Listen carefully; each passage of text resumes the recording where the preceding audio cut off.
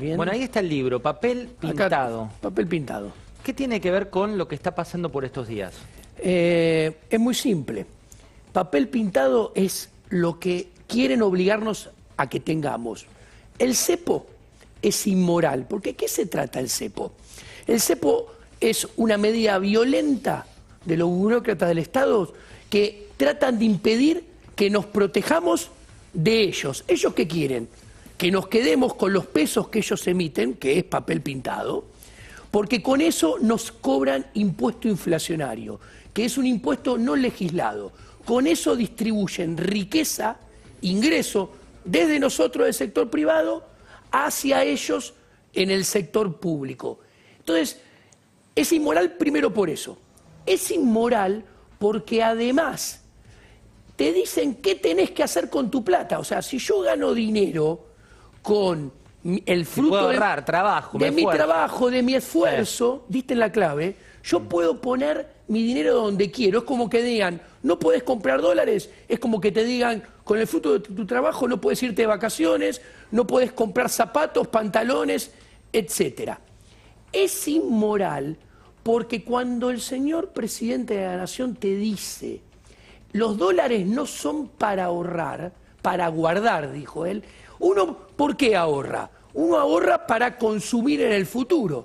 Uno no ahorra en pesos, porque si uno ahorrara en pesos, sabe que como la casta política te cobra impuesto inflacionario, en el futuro vas a poder consumir mucho menos y tu nivel de vida se va a caer como un piano. Es que digo, ¿hace cuánto la Argentina no tiene moneda? Digo, cuando se habla de moneda, en otros países es algo con lo que podés ahorrar, que podés guardar. Argentina dejó de tener moneda con la fundación del Banco Central en 1935. Argentina tuvo, esto está muy bien explicado con teoría monetaria, filosofía política, historia monetaria de Argentina completa, con todos los números. Argentina tuvo moneda 2 veces. A final del siglo XIX, con patrón oro, y en los 90, con la convertibilidad. ¿Por qué? Porque no era papel pintado. Para que el dinero no sea papel pintado, el dinero tiene que tener el respaldo de lo que la gente quiere. En el siglo XIX era oro, en el siglo XX fue dólares. Pero déjame completar por qué es inmoral.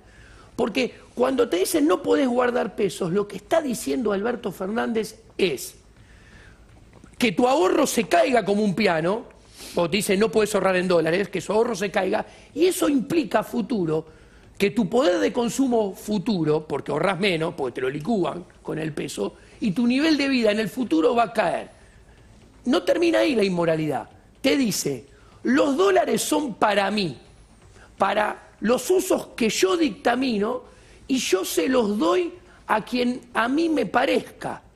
No, y completa, el problema es que no hay dólares porque no traemos dólares. Sigue la inmoralidad. Al que trae los dólares, a un sojero, trae los dólares, dice, algo que vale 140, dice, yo te pago 77, menos las retenciones, redondeando, te quedan 50. O sea, al que trae los dólares, le paga los dólares, redondeando 50 en lugar de 150, o sea, solamente un tercio. No, y aparte también lo estafa. Esta película ya la vimos, la de los cepos al dólar, y no solo en la historia reciente, y a su vez, siendo un poco lo que planteabas recién, esta semana Iván Ruiz y también Florencia Rodríguez Altuve dieron el dato que los miembros del gabinete tienen dólares en ahorro. A mí no me parece mal que ahorren en dólares, pero después que no te digan desde la televisión el Poder Ejecutivo diciendo que está mal ahorrar en dólares. ¿Desde cuándo se ha visto la inflación? Sí. Hay otra frase de esta semana, dicen que el dólar paralelo no genera inflación. ¿Es verdad? Mentira. Mira, estos 10 meses de Alberto Fernández, redondeando 11 meses, son lo mejor que el gobierno de Alberto Fernández va a poder brindarnos en materia de estabilidad de dólar y estabilidad de precios e inflación, si sigue por esta senda, de acá a final del mandato. ¿Qué es el cepo? Te cuento, el cepo genera que, como expliqué, te paguen un tercio de los dólares, haya menos dólares todavía. Cuando a vos te constriñen y no te dejan ahorrar y quieren licuar y cobrarte más impuestos inflacionarios, vos vas a querer más dólares todavía. Entonces, menos oferta, más demanda, es exceso de demanda en el mercado cambiario.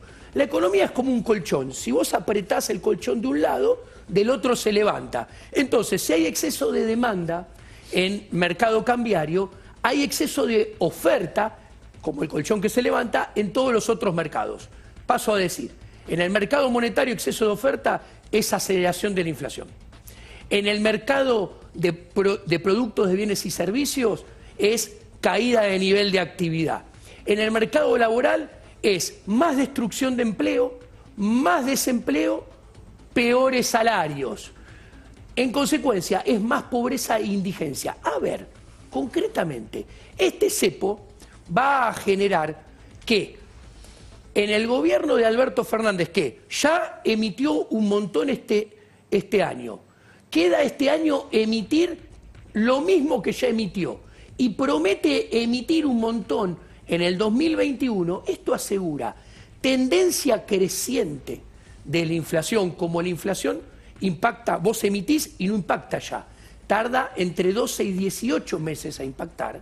Si emite un montón en el 2020, emite un montón en el 2021, esto asegura que en el gobierno de Alberto Fernández, si no hay un cambio drástico de rumbo, va a haber más aumento del dólar, más inflación y más caída del PBI per cápita que en el gobierno de Macri. Mira, es un dato el que me tirás y sobre todo para hablar también con Pablo Fernández Blanco.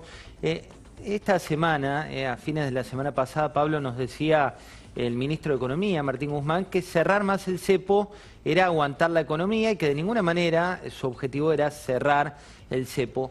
¿Qué pasó detrás de escena? ¿Hay internas? ¿Hay pica? Contanos. Interna, José, es un término muy político. Es muy curioso que a vos mismo, Guzmán, te dijo no vamos a darle un torniquete adicional al cepo cambiario, pero 2 días después pasó todo lo contrario. Esto lo que pone en evidencia es una pelea muy fuerte dentro del gabinete económico de Alberto Fernández, no solo por el dólar, sino por el futuro de la economía. Y acá vamos a ver en pantalla algunos de los personajes que son intérpretes de esta pelea, que, insisto, va a determinar el futuro de nuestra economía de acá a los próximos años.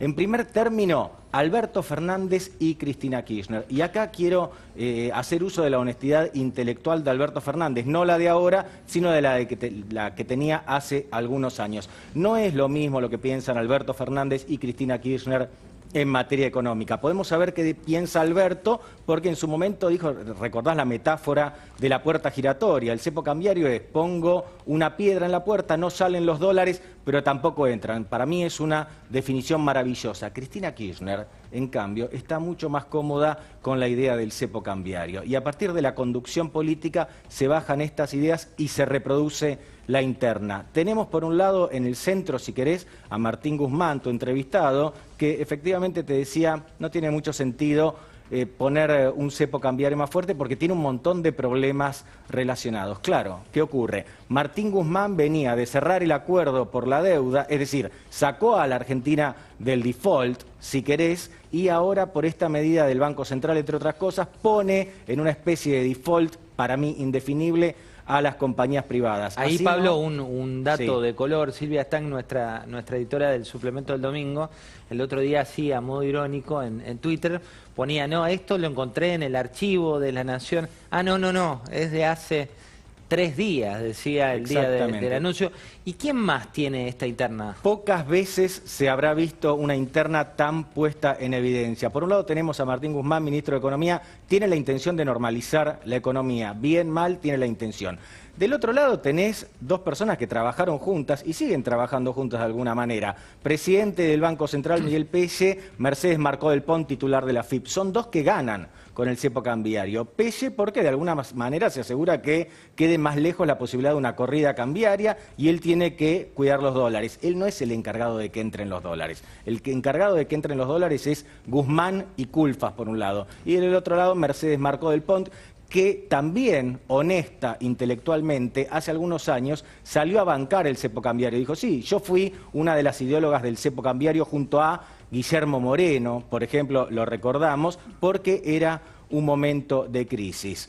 Te quiero dejar con esta reflexión. Puede que empecemos a ver un andar descoordinado del Ministerio de Economía con el Banco Central. Tenemos malas experiencias con respecto a eso en el gobierno de Macri. Se empieza a ver, Diego, vos te mordías la lengua cada vez que Pablo iba contando este engranaje que hay en términos políticos y económicos. ¿Por qué? ¿Por qué? Porque cuando Macri puso el cepo, yo dije, este cepo va a ser mucho peor que el anterior cepo. Concretamente, piensen, el cepo fue tan malo que logró algo impensado, que Mauricio Macri fuera presidente. Macri ganó las elecciones porque el cepo durante 4 años, 2012, 2015, generó resultados paupérrimos. ¿Sabés cuál es el problema? Ese cepo aguantó 4 años y llegó con la lengua afuera porque perdió 26.000 millones de dólares en el camino. Hoy las reservas de verdad del Banco Central son 3.900 millones. ¿Qué quiero decir? Este cepo, así como está, no llega a diciembre del 2023. Entonces hay 2 caminos, 2 opciones solo. O en el medio del camino liberan todo y hace rato que nos están ahondando esfuerzos para llevarnos a una hiperinflación moderna, que es una hiperinflación con 120% de inflación anual, y estalla ese problema, que con 120% de inflación anual las variables socioeconómicas y de la economía real van a estar tan malas o peor que con la hiperinflación del 89 o 90, o siguen la otra alternativa, el otro camino, que es endurecerlo cada vez más todavía. Este cepo o liberan todo o va a tener que ser todavía más endurecido, que es el camino, para que lo entienda la gente, el camino venezolano, la trayectoria venezolana. Era algo que se decía que estaba lejos. Diego, gracias por haber venido. Un placer enorme, como siempre, estar con ustedes acá. Política y economía en hiperacción. Y fíjate lo que decía el jefe de gabinete, y vamos a hablar con Jorge Macri, pero escuchá cuál era la frase de Santiago Cafiero.